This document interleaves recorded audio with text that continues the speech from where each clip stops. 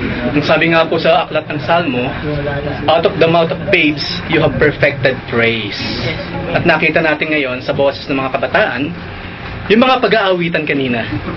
At sa boses din naman ng kabataan, yung pagbabasa, ng kanyang mga salita. Maraming salamat sa Lord sa kanyang declaration of love sa atin, sa ating mga inawit. Kung papansinin ninyo yung mga inawit natin kanina, those are God's words, no? Na nilagyan lamang ng harmony, ng nota, and we just sang back to God, no? Yung kanyang mga salita, yung kanyang declaration of love sa bawat isa sa atin. Sa tuwing tayo nagpe-praise and worship, I do hope and pray na yung mindset natin, yung ating isip at puso, kino-consider na rin natin na tayo umaawit sa paanan ng ating Lord. As in, hindi lamang spiritually, kundi literally. No, napakasarap umawit sa Panginoon kung talaga yung puso't isip natin naroon siya. Di ba? Kanina nga habang umaawit tayo, ang sarap umawit sa Panginoon na parang wala ng bukas. Paano mo kayang pagsisilbihan ng mahal mo sa buhay kung hanggang ngayon ka na lang? Paano mo kayang aawitan ng asawa mo kung hanggang ngayon ka na lang, bukas wala ka na? Paano mo kayang papakitaan ng pagmamahal ng mga anak mo kung bukas wala ka na, hanggang ngayon ka na lang? Of course we know, it will be the best ever. Ganun din naman sa Panginoon. Because we never know, una, kung kailan siya magbabalik. And we never know, pangalawa, kung kailan niya ibibigay yung final exit mo from this planet. So each and every time po tayo umaawit sa Panginoon, sing hindi lamang yung best. Sing to the uttermost of your soul and your spirit. No? Umawit ka na parang wala ng bukas. Wala ng reservation. Me myself, sa tuwing ako magme-message at nagkakaroon tayo ng awitan, ang lagi ko sinasabi sa sarili ko, magtitira ako ng boses para mamaya baka pausin ako kaso sino magsasabing ako buhay pa bago pumanik sa pulpito? So ibigay ka na ng todo para sa ating Panginoon, because He deserves the best. He saved us to the uttermost, so let's praise and worship Him to the uttermost din naman po mula sa ating mga puso. Meron muna tayo ditong sikat na praise mula sa mga kaibigan, mga sa buhay na matagal nating hindi nakasama, or ngayon lamang kayo uli nagkita. Diba? Ito, lagi itong sinasabi, kapag nagkita kayo ulit, ang laki ng pinagbago mo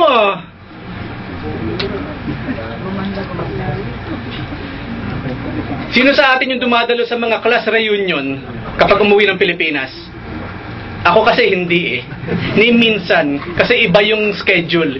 Hindi tama sa aking schedule ng pag-uwi. Andyan yung kapag nakita-kita kayo, anong nangyari sa'yo? Ba't ang bata-bata mo pa rin? No? And I believe kayo man, napapansin niyo yung mga dahil yung kaklase, mga kaibigan ng araw. Kapag nakita-kita kayo, parang laki na yung tinanda niya. Para niya akong anak. Hindi naman sa pagmamayabang. Di ba? Ang sasabihin naman nila, laki ng pinagbago mo No? Especially yung mga galing probinsya, nag-abroad, after 2 years umuwi. Isang kutis mo, malasutla No? Georgians lang yan. Masarap ba yun? Hindi, pinapahid yun. No? No? Body milk, hindi iniinom yun, pinapahid. Mapait kasi siya. Di ba maraming magsasabi, hindi lamang yun, hindi lamang sa panlabas na anyo, maging sa ating mga ugali. Hopefully, sa tuwing merong reunion, hopefully, sa tuwing, nakikita kayo ng mga kaibigan mo, mga kapatirang matagal mo na hindi nakasama, at nag-usap kayo, no? Laki ng pinagbago mo, hindi ka na mayabang. Dati kapag nag-usap tayo, 1 minuto lang binibigay mo sa akin Ang nasasabi ko lang, hi and hello. Or, hello and goodbye. Kasi yung buong oras ng pag-uusap natin, puro ikaw. Pero maraming salamat, nagbago ka na, binibigyan mo ako ng chance na makapagsalita naman sa ngayon. Hindi lamang yon, di ba yung mga dating tamad, sumipag. Kung hindi man yon, yung dating masipag naging tamad. May pros and cons. No? Merong mga nagbago in a very, very positive way. Meron naman nagbago in a very, very negative way. Ano nangyari sa'yo? Hindi ka naman ganyan na huli kitang makita. What happened in your life? Ang laki ng pinagbago mo Halatado kasi siya. Sa unang tingin mo pa lamang, dati merong kislap sa mga mata to Puro, ngayon kadiliman ang nakikita ko. Ano kaya nangyari sa kanya? Kundi man, alam mo dati kawalan ka ng pag-asa eh. Kapag tinignan ka namin, kaming mga kaibigan mo, lagi kang luhaan. Pero ngayon, punong-puno ka ng pag-asa sa buhay at kami ngayon na luhaan, ang pinapasaya mo. Ang laki ng pinagbago mo. Ano nangyari? What happened to your life? Di ba? Halatado kasi siya. Halatado siya. Ngayon ang Lord mismo, sangayon po sa ating binasa, ganun din. Ang laki ng pinagbago niya in an instant. Kaya nga po ang pamagat ng mensahe sa araw na ito ay yung the Transfiguration. Mababasa po ninyo sa Biblia yan. Alam ko maraming relihiyon, meron ibang relihiyon, meron silang mga the Church of the Holy Transfiguration or what. We will be talking about the Biblical Transfiguration. Mahalaga pong malaman natin itong tagpo na ito. Minsan lamang siya nangyari, once, at hindi ganun katagalan. Pero merong mahalagang mensahe ang Panginoon sang-ayon sa nangyaring ito sa buhay ng ating mga kapatid nung araw. Ngayon, bago po natin pag-usapan yung binasa ni Kuya Eldridge kanina, balikan muna natin yung 6 days earlier. Para maintindihan natin, ano kinalaman ng Transfiguration sa buhay ng mga apostol. Kinakailangan nating bumalik 6 days earlier. So letter A, 6 days earlier, kumbaga sa isang kwento, Matthew 17 kasi binasa natin eh. Bumalik tayo sa Matthew 16:21. 6 days earlier, from that time on, Jesus began to explain to His disciples that He must go to Jerusalem. Why? To suffer many things at the hands of the elders, the chief priests, and the teachers of the law. Hindi lamang yun. And that He must be killed. And on the third day, be raised to life. 6 days earlier, ikinuwento na ng Panginoon yung programa niya. Yung programa ng Amang nasa langit. Hindi po aksidente yun nangyari. Totoo, sa mata ng tao po, Jesus Christ was murdered. But you know what? Behind it all, it was God's will to happen. Plano po yan ng Diyos. Ang Lord mismo nagsabi, for this reason I came to die. For whom? For us. So 6 days earlier, ito na yung mga laman ng bibig ng ating Panginoon. I will die, I will die, I will die, mamamatay na ako, iiwan ko na kayo. At sunod-sunod na yan. No, sa buong isang linggo, yan ang sinasabi ng ating Panginoon. Ngayon, sinong matinong tao ang gustong-gusto yung ganong klase ng mga pag-uusap? Limbawa, brother nga pala, bahala na kayo dito kasi 6 na araw na lang ako eh. No? After 6 days, mamamatay na kasi ako eh. Ay, ganun ba? Anong gusto? Parang napakagaang lang. Siyempre, hindi ganun kadali yun. Aalis na siya eh. Hindi mo na nga makikita forever. Titignan ko na lang yung mga Facebook posts mo para maalala kita. Kaya nga po yung mga Facebook posts, pinag-aaralan din kung ano ilalagay mo. Kasi yun ang alaala mo eh. Sino ba yung namatay na yan? Kaibigan ko siya. Ganun ba? Hindi ko kasi siya namit eh. Saan ko ba siya kahit paano makikilala? Tignan mo yung Facebook post niya. Tapos yung mga Facebook post mo eh, ang papangit na mga nakapost. Mga klase pala yung kaibigan mo, no? Kaya nga pa pinag-aaralan niya, lagi natin sinasabi, yung paggamit po ng social media, may kinalaman yan sa'yo. Imagine kung nawala ka na, kinuha ka na ni Lord. Ang tanging alaalang iniwan mo, Facebook post or posts. Tapos sa siyempre, mga kadalasan kasi mga picture talaga sa pagkainan eh. Lagi siyang kumakain. Hindi, kasi siyempre, nakikita kita mga tao sa pagkainan, normal yon. Normal, siyempre. So, okay lang po yun, nakadatingin natin sa Facebook ninyo, lagi kayong kumakain. No? Hindi naman ibig sabihin nun, lagi talaga kayong kumakain. Kasi yun lang yung time talaga na nakikita-kita. Paano ka mga post mo, siyempre, yung mga bagay na una, puro emo. No? Sabi nga natin, di ba? Face your problem, do not Facebook it. Pero hindi ba kahit ilang beses na nating pinag-uusapan yung pinag-aaralan, yung pa rin ang mangyayari, hindi mapigilan. No, yun pa rin ang mangyayari. Ngayon, kinuha ka na ni Lord. Gusto kitang makilala ngayon through Kuya Chris kasi kaibigan kanya, nabanggit niya kanya sa akin. Tapos, ang tignan ko yung Facebook mo, ganun ang mga laman. Imo yung kaibigan mo, no? Halata ba? Yes. Yes. Ang Lord, 6 na araw bago siya namatay, puros payo po yung mababasahin, yung pagpapalakas. Pagbabahagi ng faith sa mga kapatiran. No? Huwag kayong matakot. At kung babasahin nga natin yung chapter 14 yan dyan, yung pinag-aralan natin last time, kasama kasi yan sa mga huling araw ng Panginoon. Puros mga glorious na mga kwento, mga very glorifying na mga pangako, in my Father's house are many mansions, and so on and so forth. Yun mismo ang ginawa ng Panginoon. At hindi lamang yon, after 6 days nga sa ating pinag-uusapan, iba na yung naging eksena. Nagpakita ang Panginoon nung tinatawag na transfiguration. Kinailangan niyang magpakita. Kinailangan niyang gawin yung bagay na yon para kanino? Letter B, the usual persons. Peter, James, and John, the brother of James, they were the usual men. Pansinin po ninyo ang Matthew, Mark, Luke dyan. Laging yung mga taong yan lang ang inner circle ng Lord. Si Judas po hindi. I don't know why. Siguro alam ninyo, di ba? Anyway, hindi kasama si Judas. Laging yung tatlong yan. They were the usual people na nasa inner circle ng ating Lord.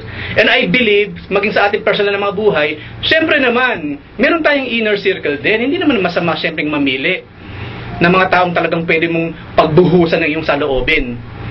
Bagay ngayon kasi inner circle ng tao, yung Facebook friends niya eh. Kasi alam na lahat eh. No? Paano mo nalaman? Eh, nasa Facebook mo eh. Di ba magtataka pa? Paano mo nalaman ang buong buhay ko? Eh, nasa Facebook mo eh. Paano hindi malalaman? Nung araw po hindi. Ang makakaalam lang sa intimate information, yung mga taong intimate din lang sa'yo. Sa mga may asawa po, ang pinaka-intimate person na dapat nating inihingahan, asawa natin. Kasi imagine, merong alam yung kapitbahay mo na hindi alam ng asawa mo.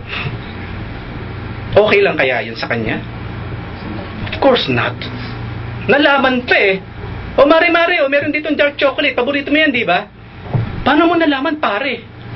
Sinabi ng asawa mo eh. Di ba? Di may kinukwento. Kung hindi man, may alam siya na hindi mo alam. Hindi ko alam yan ah. Sinong sabi sa'yo, asawa mo, hindi mo alam. Di ba masakit yung ganan? Ang Lord kasi meron siyang mga intimate people na yun lamang talagang lagi niyang kasama. Especially sa ganitong klase ng mga eksena sa buhay. These three will be the church leaders kasi after Jesus' ascension into heaven. Through His transfiguration, the three could gain a greater understanding of who Jesus was. Hindi po madaling ministry ang iiwan ng Panginoon. Hindi. Remember, wanted sila. Hindi dead or alive. Dead. People want them dead. Because ang master nila, which is our master, the Lord Jesus Christ, wanted. They want to kill that master, our Lord Jesus Christ. Eh lalo na yung mga members. Madali lang naman kasi gusto mo ng isang relihiyon mawala, ma-obliterate. Decapitation. Unahin mo yung mga leaders, tanggalin mo sila lahat, kakalat na yan. At nangyari na yun ng araw bago yung Christianity. Yun ang sinasabi ng mga high priest, sayaan mo yung Christianity na yan. Yung bagong kulto na yan, katulad din naman ng dati yan eh. Remember, yung isang relihiyon na inobliterate natin, nung patayin natin yung leader, di nagkawatak-watak sila. Wala na yung relihiyon, wala na yung kulto. Ganyan din mangyayari dyan. But we know what happened. Ang sabi ng Panginoon, unless na yung buto nga naman daw patuyuin mo, itanim mo sa lupa, ilibing, hindi siya lalaki, dadami. At yun yung prinsipyo na nakita natin sa Panginoon. Nang siya'y mamatay, muling mabuhay, naupo sa kanang kamay ng ating amang nasa langit, dumami, mas lumaki yung kingdom. No wonder, ang sabi ng Panginoon, mas malaki ang magagawa ninyo kaysa sa mga nagawa ko. Mas malawak ang ministry na mahawakan ninyo kaysa sa akin. Kasi sa 3.5 years ng Panginoon, talaga nag-focus lamang siya sa area na yon.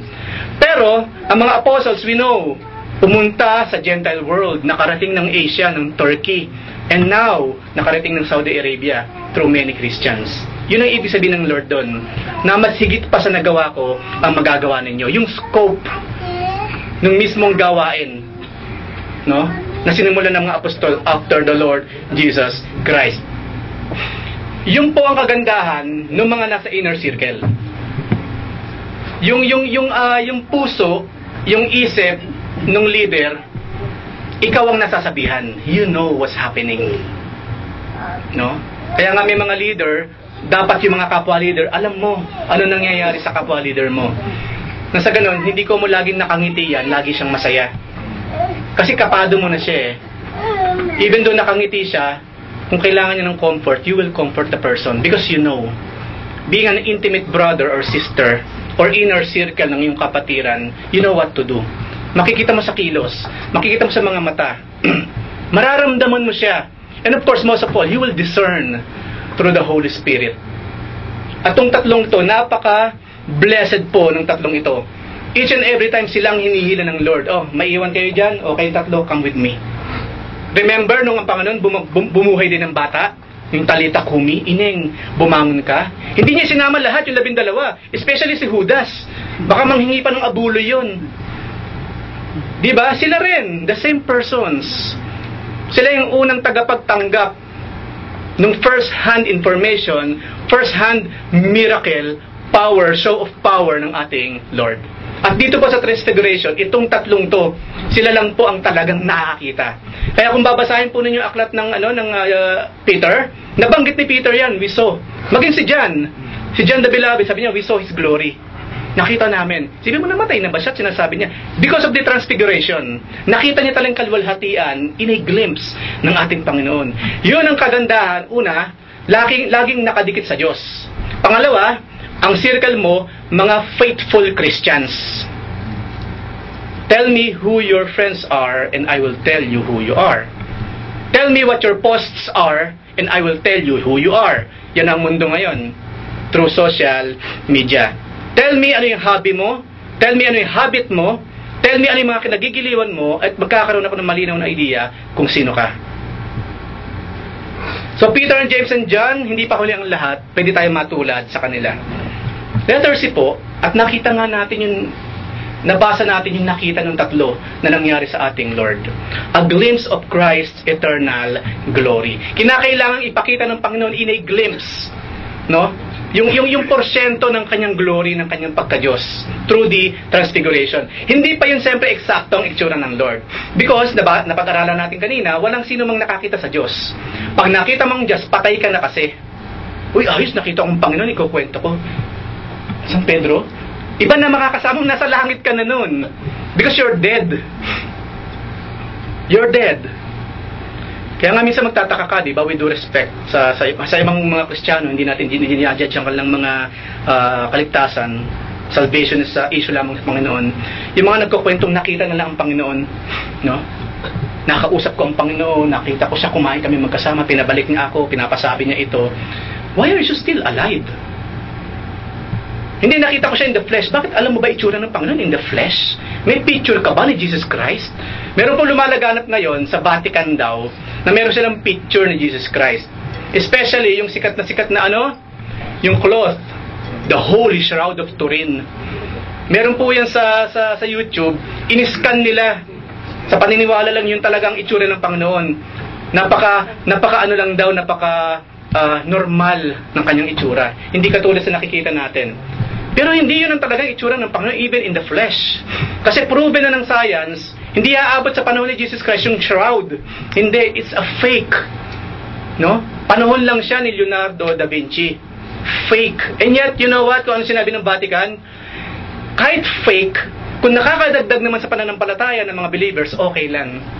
That is their formal or official stand. Sa mga bagay na even though unbiblical, kung nakakadagdag naman daw sa faith nung taong naniniwala, okay lang. Malayong malayo sa sinasabi ng Biblia.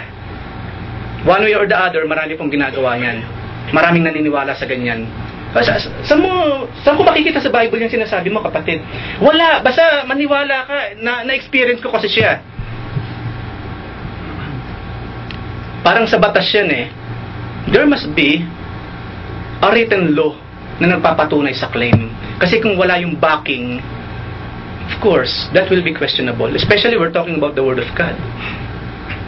Anyway, enough na ngayon nasa Biblia eh. Kung anong araw yung nakasulat, mag-focus ka na dyan. Nakasulat na siya eh. Kumbaga, nakasulat na nga, hindi ka pa nagpa-focus. Lalo na yung mga hindi nakasulat, at yun ang gustong-gusto ng maraming tao, hindi nakasulat. Pero ang sarap kasi ng feeling, no? Iba yung pakiramdam. Mag-focus sa nakasulat na because this is the Word of God. Any other means of revelation, of course, that is tinatawag na extra biblical teachings. At hindi mo maiiwasan ng tao magduda syempre. Una, wala sa Biblia eh. So normal lamang yon. So a glimpse of Christ's eternal glory, kinakailangan niya ipakita yung glimpse ng kung sino talaga siya, and that is being God. His face, ang sabi doon, His face shone like the sun, and His clothes became white as light. Talagang nagliwanag ang ating Panginoon na makita siya ng tatlong mga kapatiran. At makikita natin yung ganyang klase ng itsura, ganyang klase ng pagkakapaliwanag, description, sa aklat ng Daniel. Daniel 10:5-6. In the spirit, no? Sabi ni Daniel, I lifted up my eyes and looked, and behold, a man. No, kasi tao yung nakikita niya, wangis ng tao. A man clothed in linen, with a belt of fine gold from Upaz around his waist. His body was like beryl, his face like the appearance of lightning. Sobrang liwanag. His eyes like flaming torches. His arms and legs like the gleam of burnished bronze. And the sound of his words like the sound of the multitude. And we know kung sino yung nakita na Daniel. Ang tawag po niya dyan, Epiphany. Kapamaraanan ni Jesus Christ ng pagpapakita sa Old Testament. Hindi pa siya tinatawag na Jesus Christ, nag-e-exist na siya. At nakikita siya ng tao ng araw through this. Okay? Because He is God. Napag-aralan natin kanina yan. God in the flesh. At nung hindi pa siya in the flesh, yan yung mga kapamaraanan niya ng pagpapakita sa tao. Yung Shekinah glory. That is God. No? Saan yung apoy? Sa gabi? Saan yung ulap? Sa umaga? Hindi lamang yun. Yung burning bush. Yung nagliliyab na bush na hindi nasusunog, hindi nakukonsume ng fire. Yan yung mga way ng Panginoon ng pagpapakita ng araw. And of course, yung kilalang-kilala natin, the rock who follows us sa wilderness. Yung mga Israelita, tapikin mo yung bato, may lalabas na tubig at kayo mabubuhay. That rock was the Lord. Ang Biblia nagsabi, the rock of my foundation. At ang sabi sa New Testament through Paul, yung batong susunod-sunod sa mga Israelita sa ilang, that is the Lord Jesus Christ Himself. Kaya nga sabi ng Lord, yung tubig na yan, after a while, mauuhaw ka ulit. Pero yung tubig na ibibigay sa sa'yo, of course, yung Holy Spirit, babalong siya. At hindi ka na muling mauuhaw muli. So, ipinakita ng Lord yung glimpse ng kanyang eternal glory. Kasi mahalaga yon, especially sa mga apostol. Because they will be leading the church. Hindi lamang yun, they will be writing the scripture. Itong ang binabasa natin ngayon, isinulat siya ni Matthew. Diba? Ikinuwento siyempre ng mga kapatid. Wala sa doon, but siyempre ikinuwento. O, saan kayo galing? Saan kayo pupunta ng Lord kayong tatlo? Siyempre may ikukwento ng mga kapatid. Ganun naman sila Ikinukwento yung mga nangyayari, diba? Ikinukwento. So, nalaman. Hindi lamang yan, siyempre. Unang-una sa lahat, through the Holy Spirit. Hindi hayaan ng Holy Spirit na maumit yung ganyang kahalagang mga kwento, pangyayari sa kanyang mga kasulatan. Ngayon po, nung magpakita ang Panginoon ng ganun, nag-iba siya, nagbago ng anyo, ipinakita niyo yung kanyang glimpse of glory, hindi lamang yun ang nakita siyempre ng tatlo, di ba? Meron silang ibang nakita. Moses and Elijah, they represented the law and the prophets. Maalala ninyo lagi sinasabi ng Panginoon, di ba? The law and the prophets. Yan dalawang yan, sila ang kumakatawan. Kapag law, that is Moses. Kapag prophet, si Elijah ang kumakatawan sa lahat ng mga propeta. Kaya nga, silang dalawa ang kausap ng Panginoon by that time. Ngayon, kung pag-iisipan natin, napaka-glorifying. Akala ko ba walang crossover? Akala ko ba kapag namatay na, hindi na pwedeng bumalik sa land of the living? Bakit nandun si Moses, nandun si Elijah? Hindi naman natin pwedeng sabihin, hindi, ano lang yung representation, hindi talaga sila yun. Wala namang sinabi sa Biblia yung ganun Sila talaga. Kasi kung hindi talaga si Moses yun, saka si Elijah, sasabihin ng Lord, kamukha lang yun, Peter. Manahimik ka dyan. Representation lang sila. Hindi naman So si Moses talaga yun, saka si Elijah. At kung meron naman talagang no crossover mula sa land of the dead, going to sa land of the living, of course, with God, all things are possible. Ginusto ng Diyos Ano magagawa natin? Diba? Napakita talaga. And who knew? Na ako lagi kong, kasi naniniwala tayo na ang Panginoon kasi not bound by space and time. Hindi napipigilan ng panahon, ng oras, ng espasyo ang Diyos. So God can be here now, at the same time, God can be there, kausap si Moses. At the same time na ngayon, kausap natin siya. Because God is not bound with space and time. No? Kaya niyang gawin ang lahat. Kasi yun yung Diyos na pinag-usapan natin. Hindi niya kinakailangan lumingon sa likod para malaman niya nasa likod niya. Alam niya na kaagad. Hindi niya kinakailangan, ano ba yung nangyari at one point in eternity? Alam niya kaagad yon. Ano ba yung mangyayari sa inaharap? Titignan ko nga yung future, pupunta ako doon. Hindi niya na kinakailangan gawin yun because God covers in the entire eternity. If this is eternity past, and this is eternity future, at hindi ka nalalagpas yan, God covers it all. At ang human history, just one point in that eternal space. So habang ang Diyos narito sa eternity past, at the same time, He is at the eternity future. Hindi niya kinakailangan gumalaw. So God knows everything. So hindi imposible na habang kausap natin ang Panginoon ngayon, at the same time, kausap niya rin si Moses at si Elijah. Hindi yan imposible sa Diyos. Pero ang point, bakit kinakailangan makita ng tatlo? Bakit si Moses? Bakit si Elijah? Bakit hindi si Enoch? Si Enoch kasi katulad ni Elijah, kinuha siya ng buong buo Si Moses kasi nabasa natin, namatay siya inilibing. At pinag-awayan ng kalaban sa ni Michael, yung bangkay ni Moses. Ibig sabihin, hindi siya kinuha ng buo. Bakit kaya hindi si Enoch? Simply because si Moses ang kumakatawan, saan? Sa law, at sa mga prophets or sa mga prophecies, si Elijah. So kinakailangan silang dalawa ang makita. Kaya nga po, maraming nagsasabing theologians dun sa kwento sa aklat ng Revelation, kasi meron dalawang propetang darating, papabalikin ng Panginoon. Maraming nagsasabi, si Moses yun saka si Elijah. Nasa Revelation yan. Of course, meron namang mga theologian din, iba naman ang kalang iniisip. Another group or another two brothers natin in faith. But regardless, that they will come. No? Anyway, pag nangyari kasi yun, tapos na rapture, pinapanood na lamang natin. So we will know. Yun yung mga bagay na naghihintay na lamang for us to know. At least ngayon, meron tayong hint. Pero yung perfect knowledge will come kapag nangyari na ang mga panahon na yan.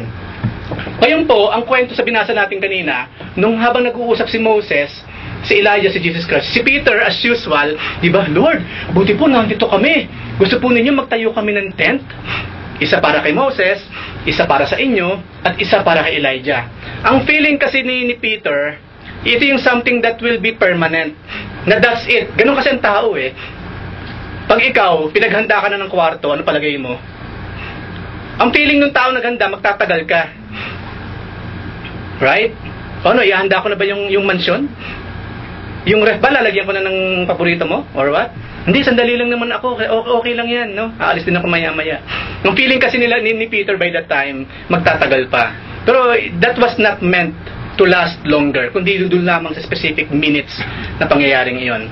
At habang si Peter nga nagsasuggest, kasi magaling mag-suggest si Peter pero kadalasan yung mga suggestion niya, lagi na lang, walang masama. Okay lang. Pero kung yung mga suggestion ni Peter kasi hindi naman sang-ayon sa kalooban ng Panginoon, sa programa ng Panginoon, hindi naman pinagbibigyan, pinuputol ka agad. Kaya nga habang nagsasalita pa si Peter about dun sa tent, hindi ba biglang bumaba ang ulap at merong nagsalita? At ang sabi doon sa ulap, hindi pa tapos magsalita si Peter, merong nagsalita mula sa langit, and that is the Father. This is my beloved Son, with whom I am well pleased. Listen to Him. Natigagal ngayon si Peter, kung babasahin natin. No? Ngayon, ang tanong po, bakit kinakailangan pang Ama pumasok sa eksena? Hindi ba pwedeng si Jesus Christ na lang? Peter, stop talking. Pwede namang si Jesus Christ Pero kinakailangan siyempre, the Father in heaven.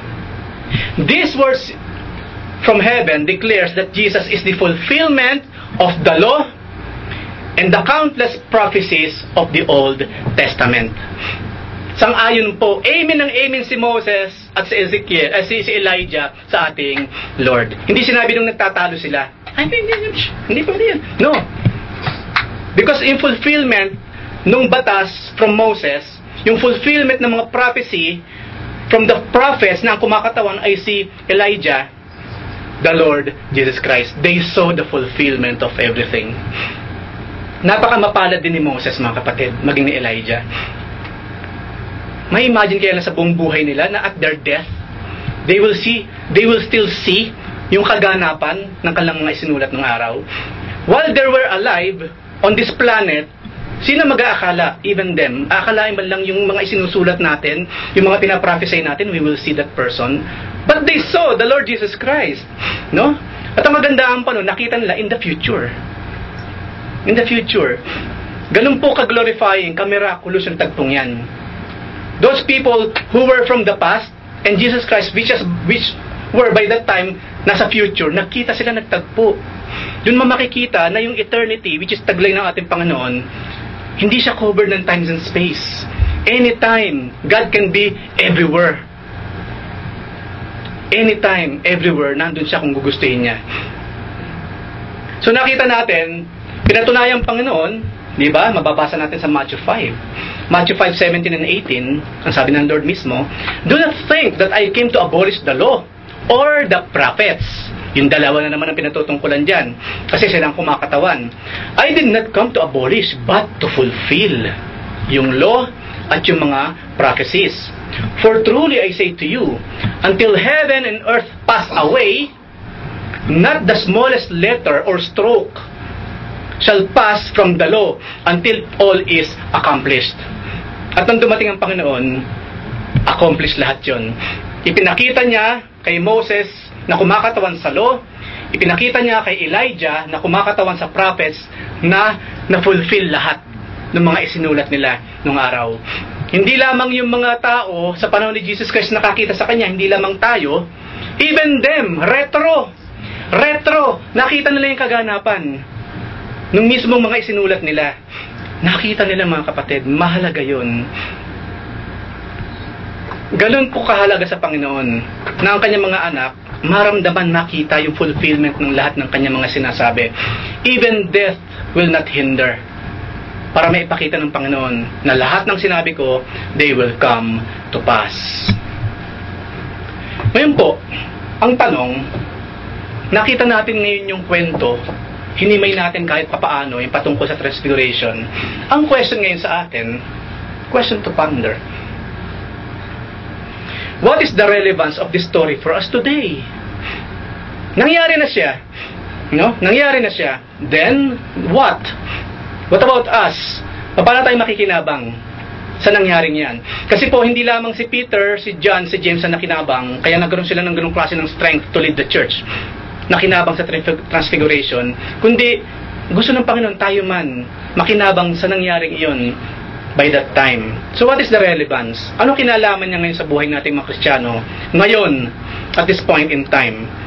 Number one, that Jesus is alive and active in world affairs and will return soon at a time no one knows. Wala pong nangyayari sa planet Earth na lumampas sa kaisipan sa mata ng Diyos. Wala pong oops ang Diyos. Oops! Hindi po siya nasusurprise. Hindi po nasusurpresa ang Panginoon kapag may nangyari. He knows everything. Ulitin ko po, kung itong eternity past, which is forever, at itong eternity future, which is again forever, at cover ng Diyos ang eternity past at eternity future, paano mo siyang susurpresahin? Cover niya lahat. Kaya nga sabi niya, hindi mo pa binubuk ang bibig mo, alam ko na ang laman ng puso mo. Because I cover the entire eternity. Alam po ninyo yung kaibahan ng eternity meron ng Diyos, eternity meron ng angels, eternity meron ng mga tao. Ang angels po kasi, simula ng likhain, they became eternal. But meron silang simula? Because they were created.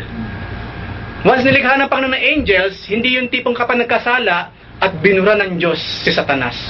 No, dinilit. Total annihilation. Nawala na lang si Satanas na parang bula. No, nang likhain niya, nung magkasala, impyerno forever and ever. Ang tao ganun din. Mga kapatid, all people, all souls are eternal. Believer or not. Yung nga lang ang kaibahan natin, sa eternity meron ng Diyos, meron tayong simula, pero wala na tayong wakas. Yung nga lang, depende where you will spend the rest of your eternity after you die. It's either heaven or hell. Dalawa lang yan.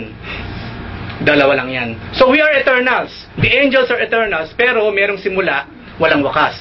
Ang kaibahan ng Diyos, wala siyang simula, wala siyang wakas. Yun yung perfect eternity na pinag-usapan natin. That's why God covers eternity past and eternity future. He covers it all. Kaya wala po tayong maitatago sa Diyos. Hindi lamang yan sinabi sa Biblia, hindi pa niya sinisimulan, tinatapos na niya.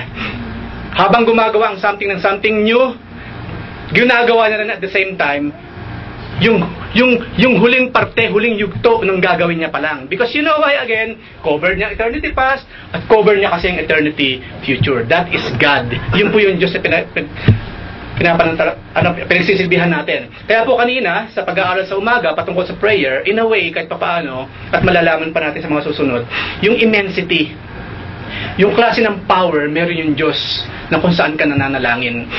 You know what? Idadagdag ko lang, kapag hindi ka nagpe-pray, iniinsulto mo ang Diyos. Not praying is sin. First, because God said, pray. Hindi po siya request. Please pray. Mom can pray. Meron ba kayo nabasa sa Biblia yun ang pagkakasabi? Natutulog na naman kayo. Pwede ba mag-pray kayo? Please pray. Meron bang ganung way ng pagsasalita ng Panginoon by that time? Kasi ang Panginoon pinapansin niya yung mga natutulog eh. Especially kung hindi oras ng tulog, natutulog. Pinapansin ng Diyos yun. Pag natutulog, hindi oras ng tulog, pinapansin ng Diyos yan. No? There is a time for everything.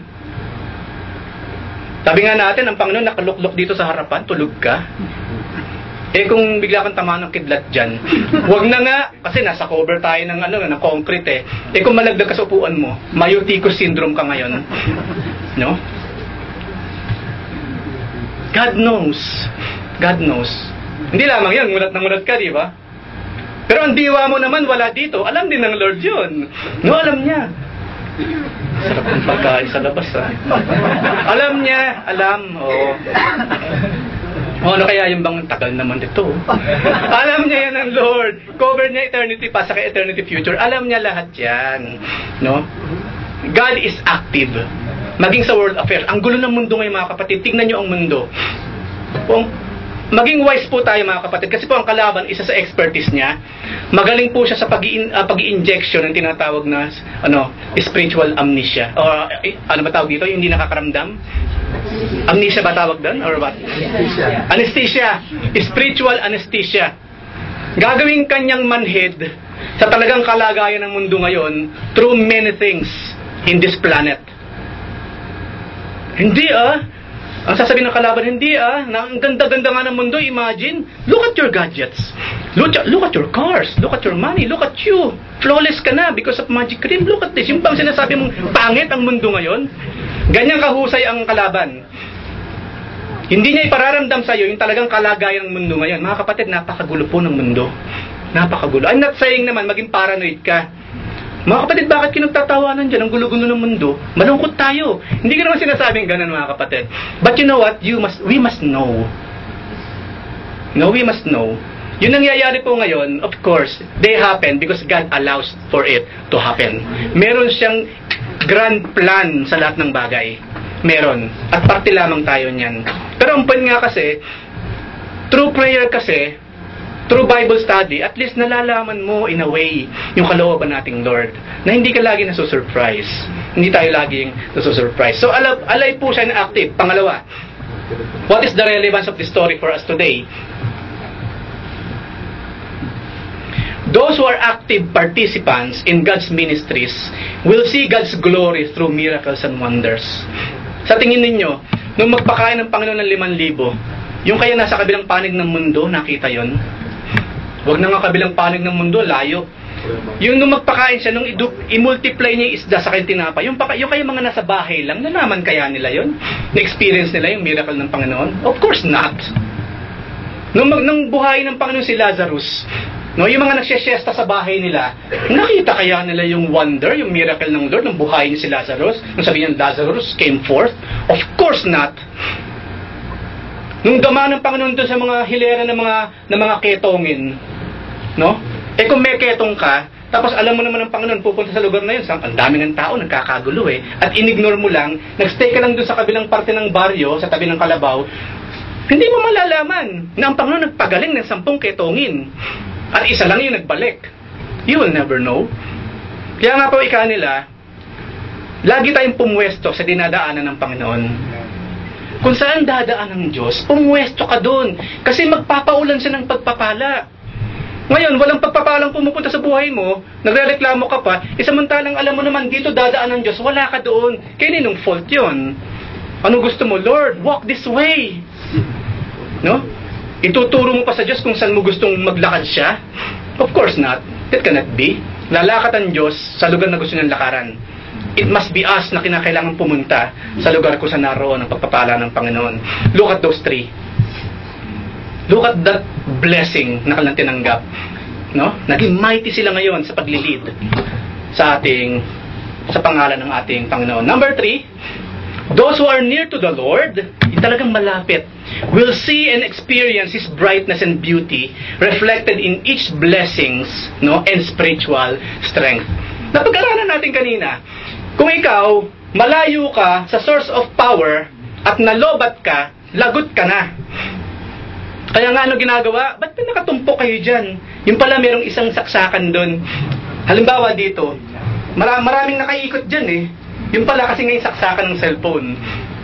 Ibig sabihin, it goes without saying, maging sa kaisipan ng bata, kung saan nandun ang saksakan, ang source of power, doon tayo dapat malapit. Ang Lord nga, pinag-usapan natin kanina, He is the source of everything. He is the source of the power of the sun. Marami nagtataka, bakit hindi napupundi ang araw? Ayaw ng Panginoon na mapundi siya eh. Isang kindat lang ng Panginoon, maro-rejuvenate ang init ng araw. Sabi nga nila, isang ngiti ng Panginoon, magliliwanag ang buong universe. Tapos lalayo ka doon. Para walang pinagkaiba sa araw, di ba? Ang araw kasi nandyan lang, steady lang siya eh.